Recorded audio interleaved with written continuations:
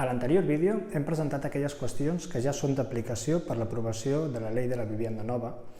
Tanmateix, hi ha una sèrie de qüestions que fins que no es publiquin les zones residencials tensionades o fins que no arribi el moment que explicita la nova llei, no es podran explicar.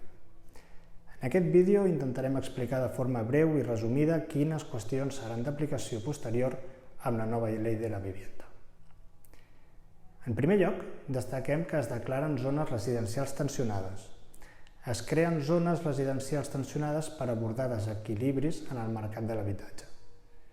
Les administracions locals identificaran aquestes zones basant-se en criteris com la demanda, els preus de lloguer i els ingressos. Es crea una definició diferent de gran tenidor per les zones tensionades. En aquest cas, les comunitats autònomes podran, en els entorns declarats de mercat residencial tensionat, reduir de més de 10 propietats a només 5 o més propietats d'ús residencial per considerar-se gran tenidor. És important, però, que aquestes 5 propietats han d'estar ubicades dins d'una mateixa àrea tensionada. En zones tenses, els grans tenidors tindran l'obligació de proporcionar informació tant de l'ús com del destí de les seves propietats. Igualment, també, un cop es declarin les zones tenses, s'introdueixen noves mesures de transparència i s'obliga els arrendadors a proporcionar una sèrie d'informació mínima als arrendataris abans de formalitzar els contractes.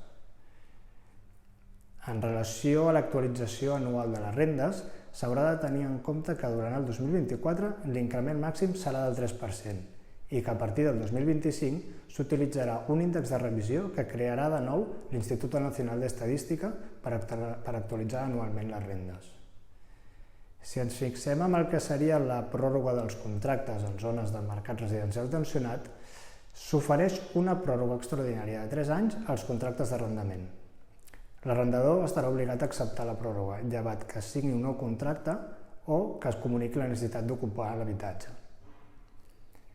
Finalment, s'estableixen topalls a les rendes en nous contractes a zones tensionades.